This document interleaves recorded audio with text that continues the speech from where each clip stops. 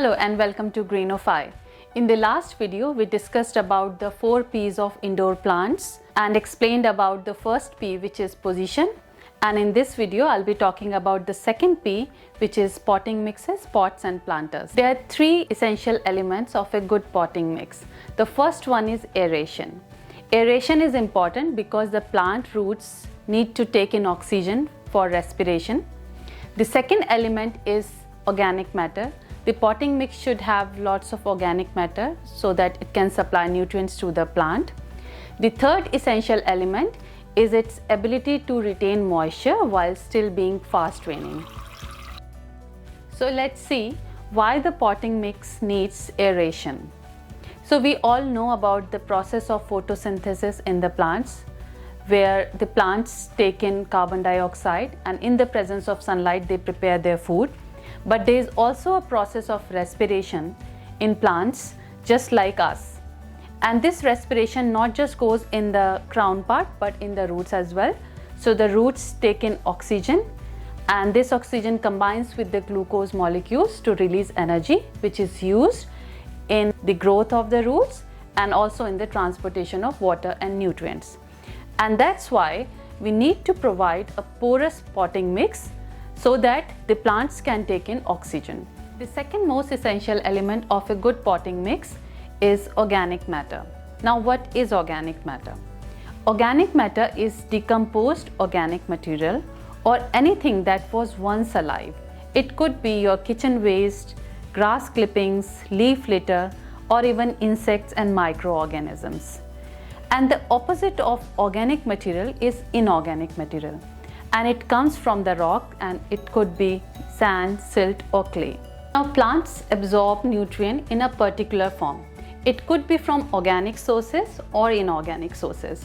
But we need to provide lots of organic matter because organic matter is rich in moisture, it provides aeration, and most importantly, it provides micronutrients to the plant. Now it's a bit tricky that the potting mix should have high moisture retention, yet it should be fast draining. So let's do a little experiment. We will be using our garden soil, which is mostly clay, sand, and our potting mix. The instructions to make the potting mix are towards the end of this video. So we are going to compare 3 different types of soil, how fast draining they are, their moisture retention and organic matter content. So the first one is our garden soil, which is mostly clay, and it took 10 seconds to drain the water. So it's not very fast draining. Because it's a clay soil, so it has got good moisture retention, but it's low in organic matter.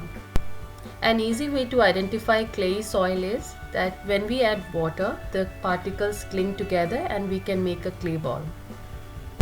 Now it's important to note here that because the pots have drainage holes, we need to add gravel or rocks at the base of the pot so that the soil does not come out.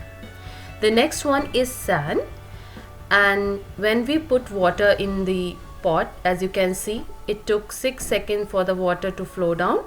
So it is fairly fast draining as compared to the garden soil, and it has got moisture retention as well, but it's very low in organic matter content. Because the particles in sand don't cling together when we add water, therefore we can't make a sand ball.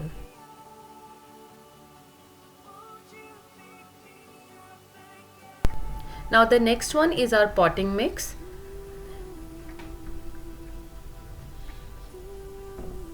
And our potting mix, it just took 4 seconds for the water to drain down, so it's extremely fast draining. And as you can see, it has got good moisture retention and it has got very high organic matter content as well. Now we will be making 3 types of potting mixes.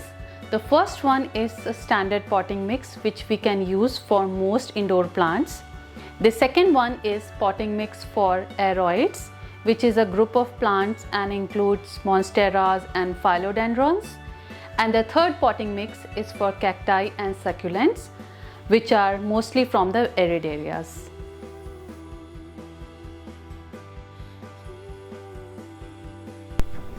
Now general potting mix is great for most indoor plants To make this, we'll take 50% garden soil. Because it's low in organic matter, so we will add some organic matter, which in my case is worm compost. So 30% of worm compost and 20% of perlite. Perlite is added to open up the soil and it increases the moisture retention. Now we'll mix all these ingredients together to make the general potting mix.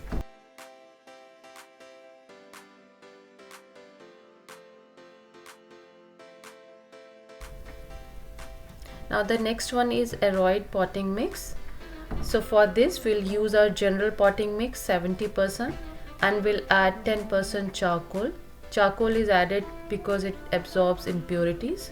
We'll add 10% moss to aid extra moisture retention, and we'll add some big gravels because these plants come from the forest floor, so we need to provide larger particles in the potting mix, and we'll mix all of these ingredients together. Then we'll take a pot, and because it has got a hole, we'll put some gravels and we'll add the potting mix. And now we are going to transplant our pothos. So we have got stem cuttings with roots, and we'll plant these stem cuttings in the potting mix.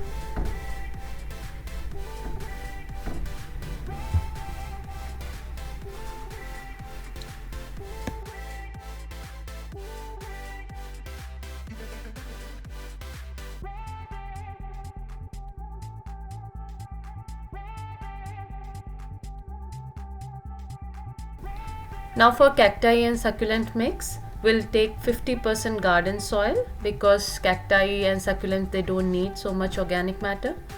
We'll have 30% sand, and we'll add 10% of small gravels and 10% of big gravels. Gravel is added to open up the soil, and sand is added because the plants are used to dry and arid areas. Now we are going to transplant a baby cactus plant, and for that we'll take a shallow pot because cacti and succulents, they don't have very deep roots. The idea of creating different types of potting mixes is to mimic the plant's natural environment.